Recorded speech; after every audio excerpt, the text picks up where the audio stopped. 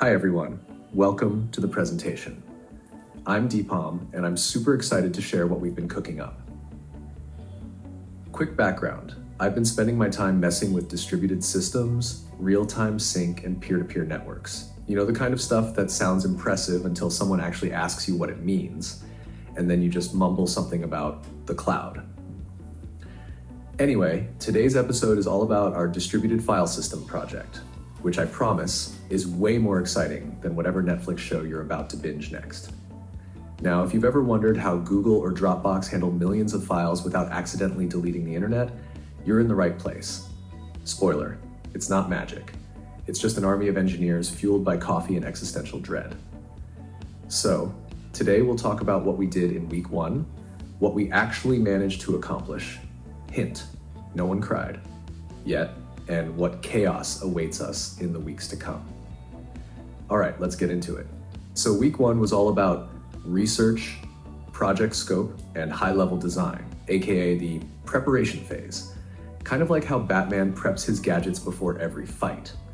You don't just run into Gotham without a plan, right? We're making sure that when we actually start coding, we won't be like those YouTubers who attempt challenges without reading the instructions. Looking at you, Miss a Beast.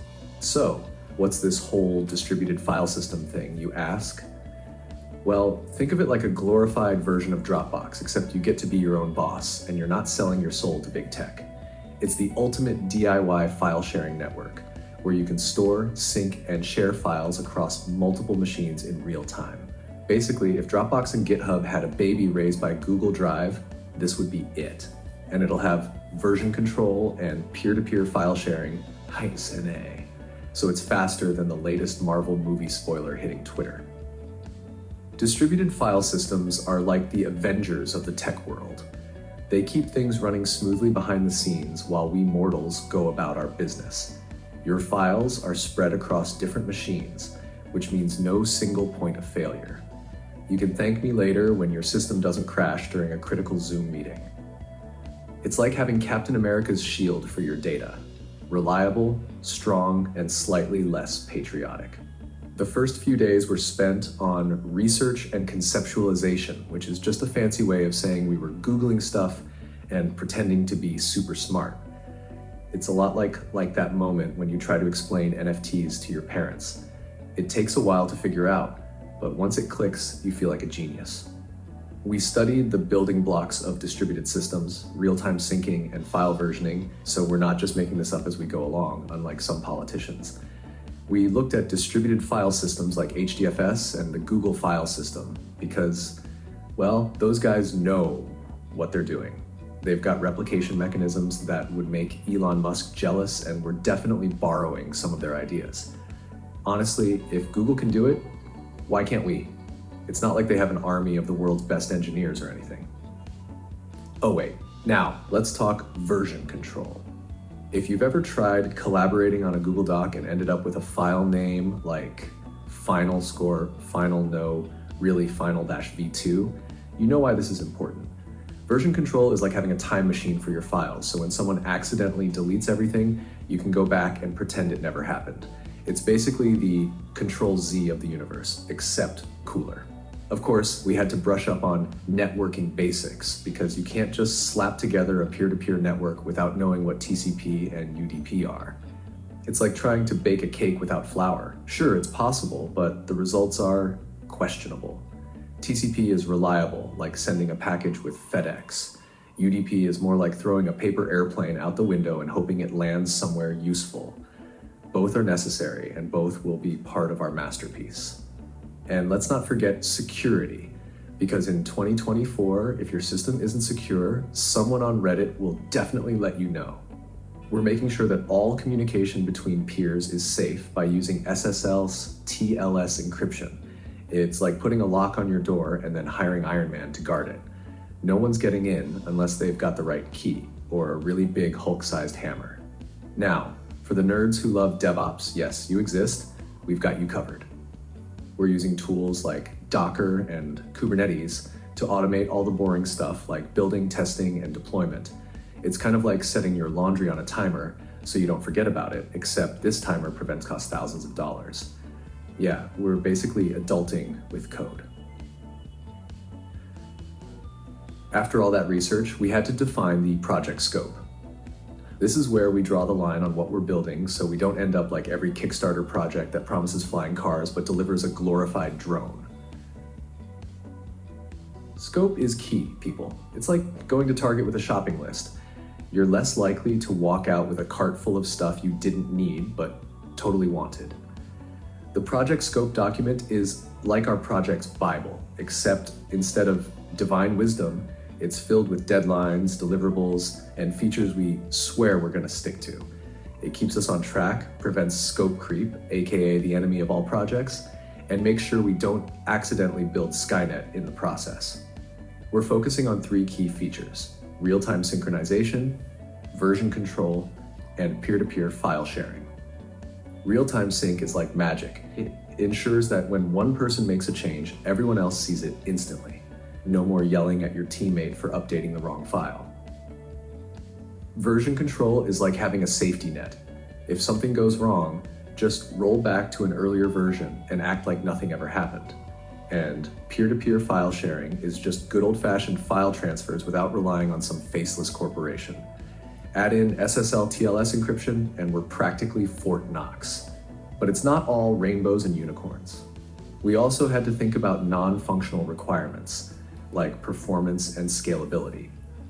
Basically, we want our system to handle the kind of traffic that would make Twitter during a celebrity feud look like child's play. The system should be scalable so it can grow as the user base grows, because, let's face it, we all want this to be the next viral hit on Product Hunt. Next, we had to define the system requirements. It's like building a gaming PC. You want the best specs so it runs smoothly, but you also don't want to break the bank. We need multi-core processors and SSD storage to make sure the system can handle multiple file transfers at once without turning into a slideshow. We're not about that buffering life. For software, we're going with C++ because it's fast, efficient, and doesn't ask too many questions. Think of it as the Usain Bolt of programming languages. It's got speed, and it's not here to mess around. We're also using MongoDB for real-time logging and PostgreSQL for structured data. This is like having both a MacBook Pro and a gaming rig. You get the best of both worlds. On the networking side, we're optimizing for high bandwidth and low latency. In non-geek terms, this means files will transfer fast, and you won't be stuck waiting for that one friend with dial-up internet to finish their upload. We're making sure file sharing between peers is smoother than a TikTok dance routine.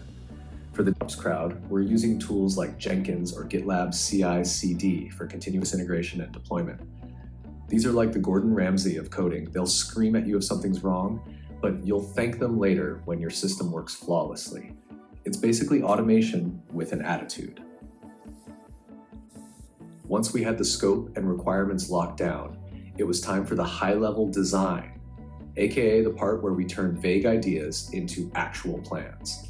Think of it like the difference between saying, "I want a house," and showing up with blueprints for a mansion. We're not just winging it here, folks. We created UML diagrams to visualize the system's architecture because nothing says I know what I'm doing like a bunch of boxes and arrows on a whiteboard. These diagrams help us figure out how all the components will interact without crashing into each other like a bad Mario Kart race. We also whipped up some data flow diagrams, which are basically maps for how information travels through the system. It's like Google Maps, but for your data. No one's getting lost on this road trip. These diagrams help us identify bottlenecks before they become a problem. We're basically future-proofing the system against bad traffic. Next up, component interaction diagrams, which show how all the modules in the system talk to each other.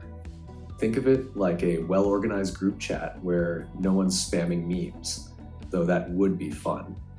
We're making sure everything plays nice, like when Iron Man coordinates with the Avengers. Choosing the right tech stack is crucial. It's like deciding whether you want an iPhone or an Android. It can make or break your experience.